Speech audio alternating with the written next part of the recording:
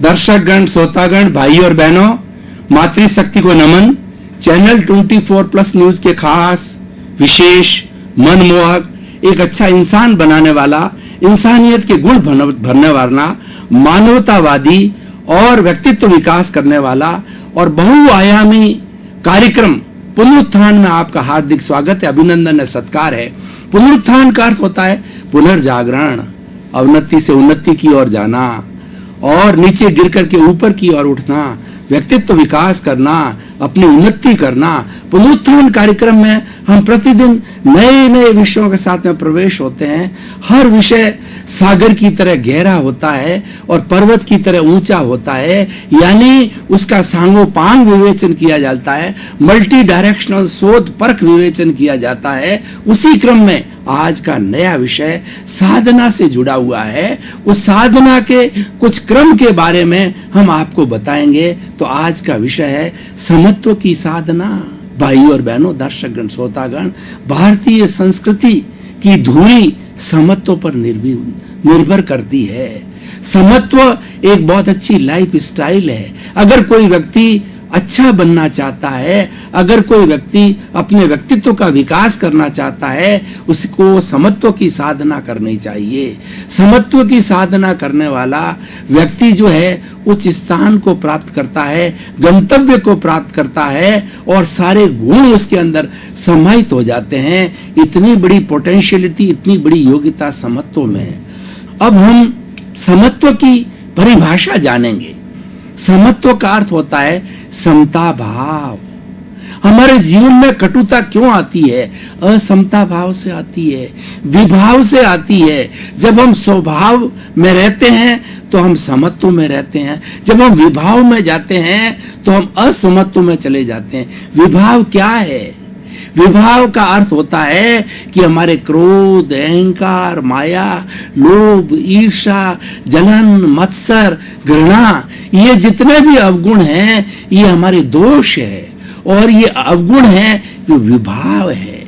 और स्वभाव क्या है? समत्व, समभाव में रहना। समभाव का अर्थ होता है प्रतिकूलता, अनुकूलता, लाभ, हानि, प्रतिष्ठा, अप्रतिष्ठा, नुकसान और व्यय होना। हर परिस्थिति के अंदर एक समान रहना, बैलेंस्ड रखना, इक्विलिब्रियम रखना, इक्वानिमिटी रखवाना, ये सारा समत्व की साधना है। समभाव में रहना। हमारे यहाँ पर भारतीय संस्कृति में दो शब्द आते हैं। गीता के अंदर स्थित प्रज्ञ की व्याख्या की गई है। स्थित प्रज्ञ वह व्यक्ति होता है जो समत्व की साधना करता है और हर परिस्थिति के अंदर वो सम रहता है। बुरी में, अच्छी में बड़ा संतुलित तरीके से रहता है। समत्व की साधना संतुलन की साधना है। समत्व की साधना बैलेंसिंग की साधना है। समत्व की साधना सामंजस्य की साधना है। समत्व की साधना एक अपने आप को होलिस्टिक व्यक्ति बनाने की साधना है। और उसके बाद के अंदर जो कहा गया दूसरा जो है वो है प्रज्ञा चक्षु। हमारा सारा काम बुद्धि से चलता है। हम शरीर से चलें तो शरीर के बाद के अंदर इंद्रियां आती है, इंद्रियों के बाद मन होता है, मन के बाद में चित्त होता है, चित्त के बाद में बुद्धि होती है और बुद्धि के बाद के अंदर इसके ऊपर जो बात आती है वो प्रज्ञा कहलाती है। बुद्धि हमें भटका सकती है, बुद्धि राग द्वेष में चली जाती है, बुद्धि पक्ष कर लेती है, विपक्ष कर लेती है और किसी तरह की प्रतिक्रिया कर लेती है। लेकिन जो हमारी प्रज्ञा है वह प्रज्ञा हमारी आत्मा की प्रतिनिधि है, वह मोक्ष की रिप्रेजेंटेटिव है। प्रज्ञा हमेशा अच्छा कार्य करती है और प्रज्ञा हमेशा समत्व में रखती है। जहां कहीं भी असंतुलन होता है तो प्रज्ञा उसको संतुलन बिठा देती है। मैं उदाहरण के तौर पर भाई और बहनों, दर्शकगण, श्रोतागण बताना चाहता हूं। मान लीजिए हम चल रहे हैं, चलते चलते हमारा शरीर जो है थोड़ा डिस्टर्ब होता जाता है। डिस्टर्ब क्यों होता है कि वैज्ञानिक भाषा में बात करें, सेंटर ऑफ ग्रेविटी हमारी कोई भी चीज टिकी हुई क्यों है कि उसकी सेंटर ऑफ ग्रेविटी बिल्कुल बैलेंस्ड है, बिल्कुल समत्व में है, और सेंटर ऑफ ग्रेविटी थोड़ी सी खिसकी तो वहां पर वह व्यक्ति गिर सकता है, वह पहाड़ गिर सकता है, वह मकान गिर सकता है, वह पेड़ गिर सकता है। तो हम थोड़ा सा अनबैलेंस हो गए। तो हम जब अनबैलेंस होता है तो हमने अपने शरीर के दूसरे पक्ष से कोशिश करके और उसको बैलेंस किया, या किसी का सहारा लिया, वो सहारा लेकर के हम बैलेंस्ड हो गए। ये बैलेंस होना समत्व की साधना है। और मैं प्रज्ञा चक्षु की बात कर रहा था कि प्रज्ञा चक्षु वह होता है, बुद्धि कभी भटका देती है, बुद्धि कभी विभाव में चली जाती है, बुद्धि कभी राग द्वेष के अंदर चली जाती है, बुद्धि कभी मोह में जाती है, तो प्रज्ञा हमारी उपस्थित होकर के और वह रियलिटी को बताती है कि रियलिटी के अंदर आप एक अच्छे इंसान हो और आपको समता भाव में रहना चाहिए, अपना बैलेंस नहीं खोना चाहिए। हम बोलचाल की भाषा में कहें तो हमें अपना होश नहीं खोना चाहिए, हमें सामंजस्य के अंदर रहना चाहिए। भाई और बहनों, दर्शकगण, श्रोतागण, इतना सुंदर विषय है। इस सुंदर विषय के ऊपर जितने भी जो हम विवेचना करें वो कम है। हमारी भारतीय संस्कृति के बड़े बड़े ग्रंथों को उठा करके देखिए, आप वेदों से चलिए, उपनिषद पे आइए, उसके बाद में स्मृति पे आइए, आरण्यक पे आइए, और उसके त्रिपिटक है हमारे, और हमारे आगम हैं और बहुत से ब्राह्मण इत्यादि बहुत से ग्रंथ है। हर ग्रंथ के केंद्र के अंदर समत्व है, हर ग्रंथ के केंद्र में आत्मा है। जहां आत्मा है में समत्व की साधना है। और हमारी सिद्धि को प्राप्त करने के लिए, मुक्ति को प्राप्त करने के लिए, सिद्ध बुद्ध होने के लिए एक ही रास्ता है, समत्व की साधना करना। देखिए, क्रोध, अहंकार, माया, लोभ, ये कषाय कहलाते हैं। कषाय को किससे जीता जाता है? कषाय को समता भाव से जीता जाता है। मैं समत्व की साधना का आपको उदाहरण देना चाहता हूं। भगवान महावीर ने 30 वर्ष की उम्र के अंदर दीक्षा ग्रहण की। भगवान महावीर वैशाली के राजकुमार थे, लेकिन उनकी नियति के अंदर अरिहंत बनना था। उन्होंने अरिहंत गोत्र का अर्जन किया था, उन्होंने पुण्य का बंध किया था। तो उन्होंने जब 30 वर्ष की उम्र के अंदर दीक्षा ली, तो दीक्षा लेते ही उन्होंने समत्व की साधना प्रथम क्षण से प्रारंभ कर दी।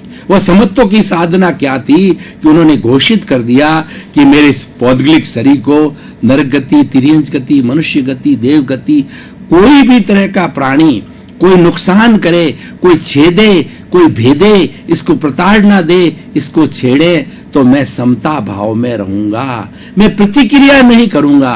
प्रतिक्रिया विरति समत्व की साधना है। कोई व्यक्ति हमें कितनी गाली दे, कोई व्यक्ति हमारे साथ बुरा व्यवहार करे, लेकिन हमारे में उफान नहीं आना चाहिए, हमारे में क्रोध नहीं आना चाहिए, हमारे में किसी तरह के प्रति उसके प्रति बुरी भावना नहीं आनी चाहिए। तो भगवान महावीर ने 12.5 वर्ष तक जो है समत्व की साधना की, और उस समत्व की साधना में उनको पर घोर घोर विपत्तियां आई। उनको एक रात के अंदर संगम देवता ने 20 मरणांतिक कष्ट दिए। वह शेर बना, शेर रूप में झपटा, हाथी बन करके सूंड से उनको पछाड़ा, और उसके बाद में वरुण देवता बन करके भगवान को डुबाने की पानी में तैयारी कर दी। और कई कई तरह के उसने भगवान महावीर को जो है कष्ट दिए, पर भगवान महावीर अडोल रहे। वह समत्व की उच्च साधना थी, उन्होंने कोई प्रतिक्रिया नहीं की। अब देखिए, जब उसका 6 महीने का संगम देवता का समय निर्धारित था, संगम देवता ईर्ष्यावश जो है देवलोक से आया था। इंद्र ने घोषणा की थी कि मनुष्य लोक के अंदर भगवान महावीर ऐसे योद्धा है, ऐसे महावीर हैं जो कि समत्व की साधना करते हैं, और वो एकदम हर परिस्थिति के अंदर अडोल रहते हैं। तो ईर्ष्यावश आया और 6 महीने का समय मांग गया है इंद्र से। 6 महीने पूरे हुए तो उन्होंने भगवान महावीर को बोला कि मैंने आपको इतने कष्ट दिए, आप अडोल रहे और आप बिल्कुल मौन रहे, मैं आपको कैसा लगा? देखिए, भगवान महावीर ने क्या उत्तर दिया कि अगर कोई व्यक्ति शाम का समय है और किसी व्यापारी के खराब होने वाला सामान है, वो सामान रात के अंदर खराब हो जाता है और शाम होते होते उसका बचा हुआ माल जो है कोई भी व्यक्ति जो है रुपए से ₹1.25 में ले जाता है, उसको कितनी खुशी होती है। तो हे संगम देवता, तुम मेरे हितैषी हो, तुमने मेरे इतने बड़े बड़े कर्म जो मैंने अर्जित किए हैं और समता भाव रख करके मैंने उन कर्मों का विसर्जन किया, उन कर्मों की निर्जरा की, तो तुम मेरे बहुत बड़े हितैषी हो। तुम मेरे एक अच्छे व्यक्ति की तरह, उस व्यक्ति की तरह हो जो कि एक व्यक्ति का सामान खरीद करके उसको लाभ पहुंचाता, उसी तरह से तुमने मुझे बहुत लाभ पहुंचाया। तुम मेरे उपकारी हो। वह नतमस्तक हुआ, भगवान के चरणों में पड़ा और अपने पापों का प्रायश्चित करने लगा। तो भाइयों और बहनों, समत्व की साधना से क्या प्राप्त होता है? समत्व की प्राप्त साधना से निर्जरा प्राप्त होती है। हम जन्म जन्मांतर के अंदर कई तरह के दोष इकट्ठे करते हैं, कहीं पर हम राग करते हैं, कहीं पर हम द्वेष करते हैं, कहीं प्रतिकूलता में आते हैं, कहीं अनुकूलता में आते हैं, कहीं मोह में आते हैं, कहीं स्नेह में आते हैं, कहीं पक्ष में आते हैं, कहीं किसी के प्रति प्रतिक्रिया करते हैं, किसी के प्रति ओपिनियन देते हैं, किसी के प्रति भाव बिगाड़ते हैं। तो इस तरीके से 18 तरह के हम पापों का अर्जन करते हैं। वो कौन कौन से हैं? प्राणति पाप, मर्सावाद, दत्ता दान, मैथुन, परिग्रह, क्रोध, मान, माया, लोभ, राग, द्वेष, कलह, अभ्याख्यान, पैशोन्य, पर परिवाद, रति अर्थी, माया, मर्षा, मिथ्यादर्श, शल्य पाप। इनकी व्याख्या करने का समय नहीं है। इन दोषों को, इन सब बातों से हम विभाव में जाने से, हम असमत्व में जाने से इनको हम अर्जन करते हैं दोषों को। तो समत्व की साधना इन दोषों की धुलाई का क्रम है। इन दोषों को धोने का जो क्रम है वो समत्व की साधना है। और व्यक्ति जब समता भाव में रहता है तो उसके बहुत बड़े कर्मों का जो है विसर्जन होता है, निर्जरा होती है और आत्मा की शुद्धि होती है। जो बद्ध आत्मा है, अशुद्ध अवस्था में है, उसी कारण हमें सारे कष्ट मिलते हैं, उसी कारण हमें दुख मिलते हैं, उसी कारण ये शरीर मिलता है, उसी कारण ये संसार मिलता है, उसी कारण हमें परिभ्रमण करना पड़ता है 84 लाख जीवा योनि में, और दुख को हम भुगतते हैं। वो दुख का भुगतना कारण ये है कि हम दोषों का अर्जन करते हैं। उन दोषों के शुद्धि करने की जो प्रक्रिया है, मेथोडोलॉजी है, इलाज है, वो समत्व की साधना। तो आइए भाई और बहनों, दर्शकगण, श्रोतागण, जैसा हमारी परंपरा है कि पुनरुत्थान कार्यक्रम के अंदर हम जिस विषय पर चर्चा करते हैं उस विषय को आज के प्रसंग के साथ जोड़ते हैं। वो कितना प्रासंगिक है, कितना रिलीवेंट है, उसकी कितनी सामाजिक उपयोगिता, और वो समाज को क्या दे सकता है, मानव को ये टॉपिक किस तरीके से भला कर सकता है।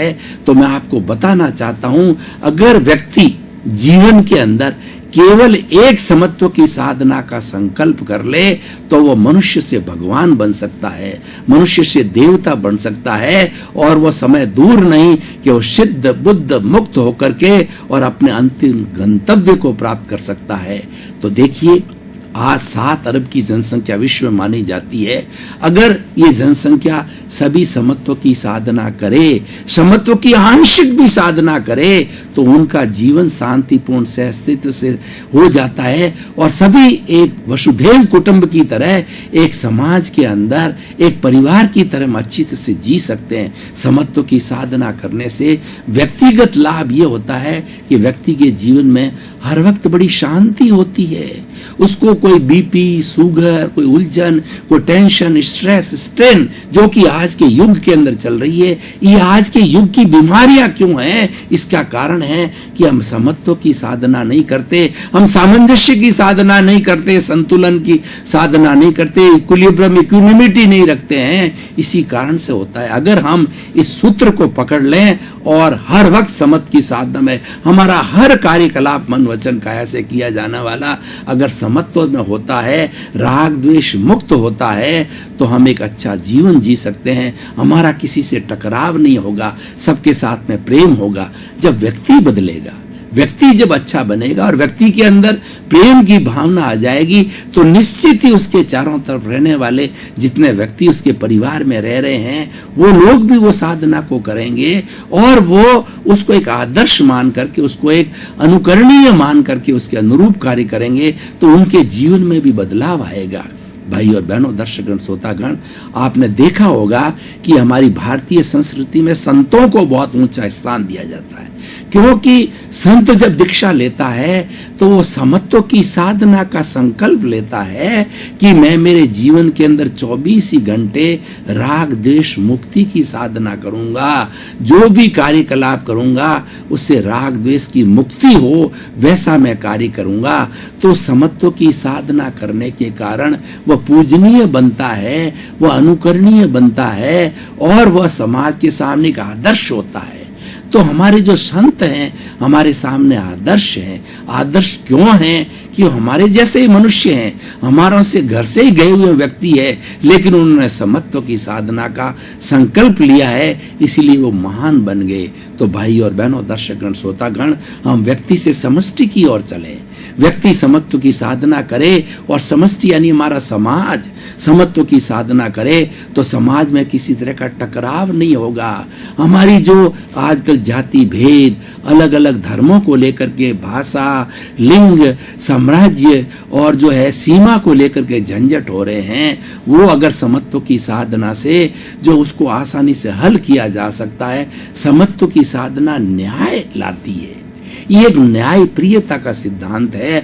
अगर समत्व की साधना करने वाले सब जगह एक जगह बैठ करके बात करेंगे, अगर वो सर्वधर्म संभाव के लोग अगर समत्व को भी केंद्र में रख करके बात करेंगे तो किसी भी धर्म में टकराव नहीं हो सकता है, क्योंकि हर धर्म समता भाव में रहने की बात बताता है। मुक्ति का रास्ता समता भाव है, मुक्ति का रास्ता समता है, मुक्ति का रास्ता संभाव है, यही हर धर्म बताता है। और जिस धर्म के अंदर संभाव मुक्ति का मार्ग नहीं बताया गया है, संभाव को केंद्र में नहीं रखा गया है, वो धर्म नहीं अधर्म है।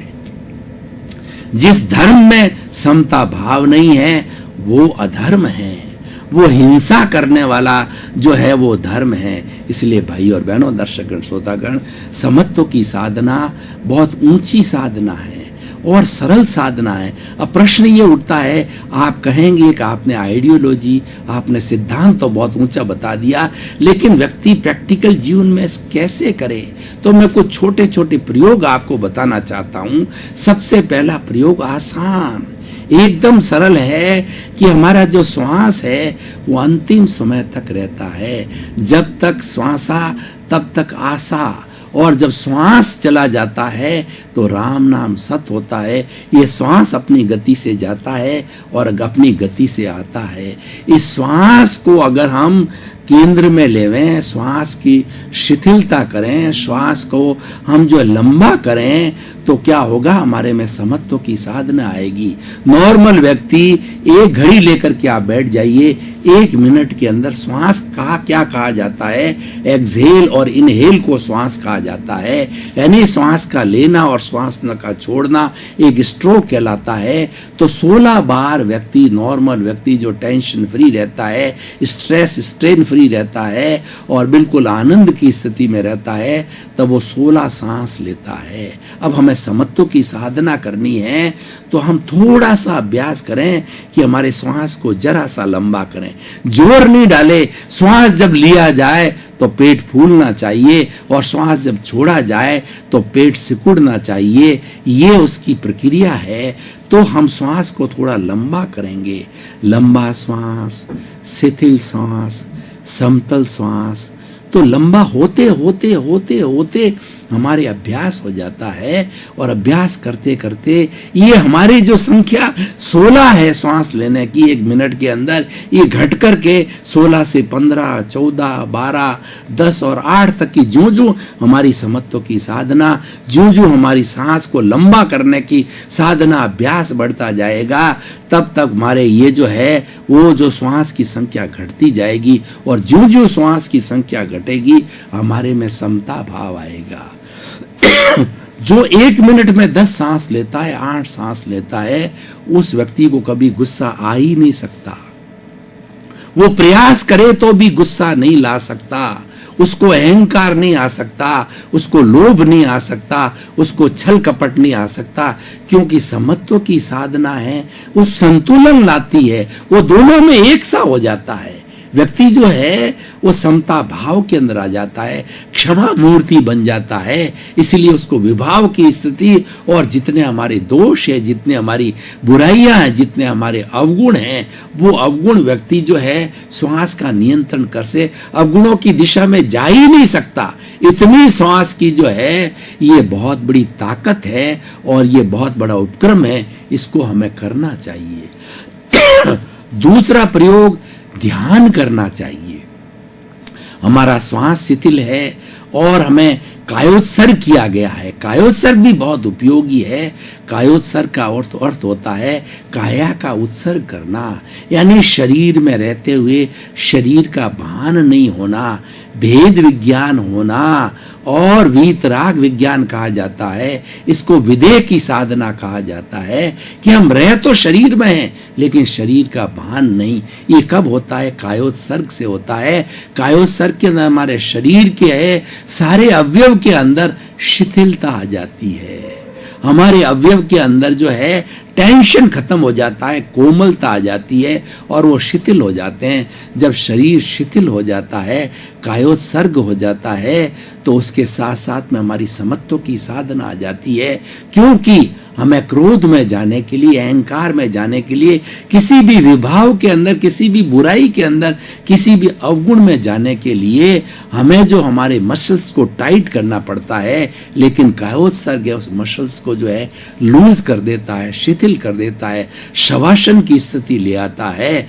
तो उस स्थिति कायोत्सर्ग बहुत बड़ा उपयोगी है समत्व की साधना में। समत्व की साधना का तीसरा प्रयोग है मेडिटेशन करना चाहिए। अब हमारा शरीर है उसमें पहले कायोत्सर्ग पूरा इसका एक जो है 45 मिनट का प्रयोग है, लेकिन इतना समय हमारे पास शेष नहीं है, प्रयोग नहीं कराया जा सकता। उसको परिभाषित ही किया जा रहा है, उसकी विवेचना की जा रही है कि उसके मेडिटेशन के अंदर कायोत्सर्ग के बाद में, श्वास को शिथिल करने के बाद में, हम हमारा जो ये दर्शन केंद्र दोनों भ्रुकुटियों के बीच में आंख बंद करके और मुद्रा जो हमारी ध्यान की मुद्रा हो और शरीर की जो हमारी रीढ़ की हड्डी सीधी हो, इस स्थिति में बैठ करके और हमारे इस जो दर्शन केंद्र के ऊपर आज्ञा केंद्र के ऊपर जो है हम अगर किसी हमारे परमात्मा का, ईश्वर का, किसी ऑब्जेक्ट का ध्यान करें तो सारी हमारी जो ऊर्जा है एक जगह केंद्रित हो जाती है। और एक जगह जब केंद्रित हो जाती है